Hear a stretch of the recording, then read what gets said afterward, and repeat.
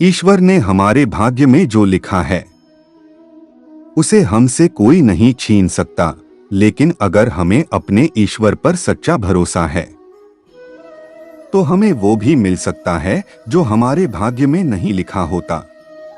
इंसान का मुश्किल वक्त उसके लिए एक दर्पण की तरह होता है जो हमारी क्षमताओं का दर्शन हमें करवाता है। वह दिन मत दिखाना कान्हा कि हमें खुद पर गुरूर हो जाए। रखना अपने दिल में इस तरह कि जीवन सफल हो जाए। इस पूरे ब्रह्मांड में ऐसी कोई ताकत नहीं जो इंसान की इच्छाओं की पूर्ति कर सके, क्योंकि इंसान की इच्छाएं एक समुद्र के समान होती है जिसे कभी भी भरा नहीं जा सकता।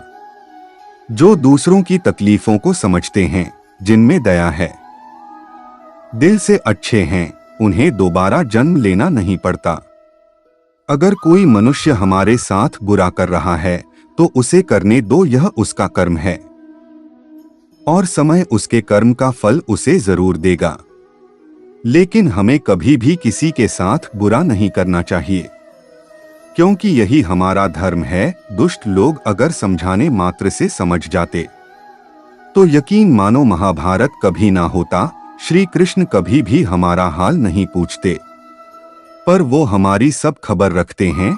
श्री कृष्ण अपने सच्चे भक्तों पे हर घड़ी नजर रखते हैं। जो हुआ वह अच्छा हुआ, जो हो रहा है वह अच्छा हो रहा है, जो होगा वह भी अच्छा ही होगा। तुम भूत का पश्चाताप न करो, भविष्य की चिंता न करो, वर्तमान में जियो। अगर आप जीवन में असफल होते हैं तो आपको दोबारा प्रयास करने में कभी नहीं घबराना चाहिए, क्योंकि जब आप दोबारा प्रयास करते हैं तो आपकी शुरुआत सुनने से नहीं बल्कि आपके अनुभव से होती है। जिंदगी में सदैव अवसरों का आनंद लेना चाहिए, लेकिन किसी के भरोसे को तोड़कर नहीं। इस संसार में मनुष्य किसी भी रूप में बड़ा नहीं होता, बल्कि मनुष्य के पीछे जो ताकत खड़ी होती है वो ज्यादा बड़ी होती है। मनुष्य अपने सच्चे हृदय से जो दान दे सकता है वह अपने हाथों से नहीं दे सकता, और मौन रहकर हम जो कह सकते हैं वह हम अपने शब्दों से नहीं कह सकते। अंतकाल में जो मनुष्य मेरा स्मरण करते हुए देह त्याग करता है वह मेरी शरण में आता है। इसलिए मनुष्य को चाहिए कि अंतकाल में मेरा चिंतन करें। जिस व्यक्ति के पास संतुष्टि नहीं है उसे कितना भी मिल जाए वह असंतुष्ट ही रहेगा। श्री कृष्ण जी कहते हैं, जिस व्यक्ति को आपकी कद्र नहीं उसके साथ खड़े रहने से अच्छा है आप अकेले रहे। यदि आप किसी के साथ मित्रता नहीं कर सकते हैं तो उसके साथ शत्रुता भी नहीं करना चाहिए।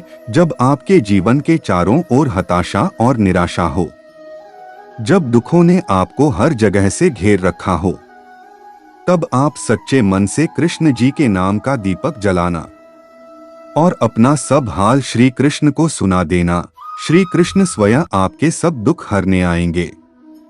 तुम उसके लिए शोक करते हो जो शोक करने के योग्य नहीं है।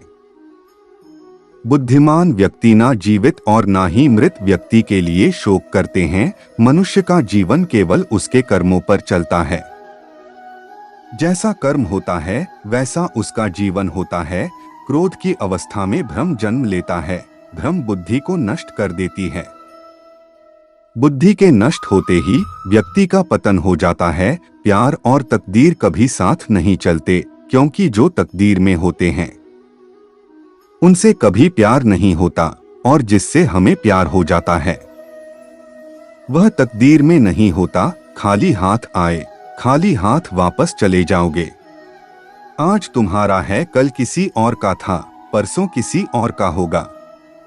तुम जिसे अपना समझकर मगन हो रहे हो, बस यही प्रसन्नता तुम्हारे दुखों का कारण है। हर कीमती चीज को उठाने के लिए झुकना ही पड़ता है।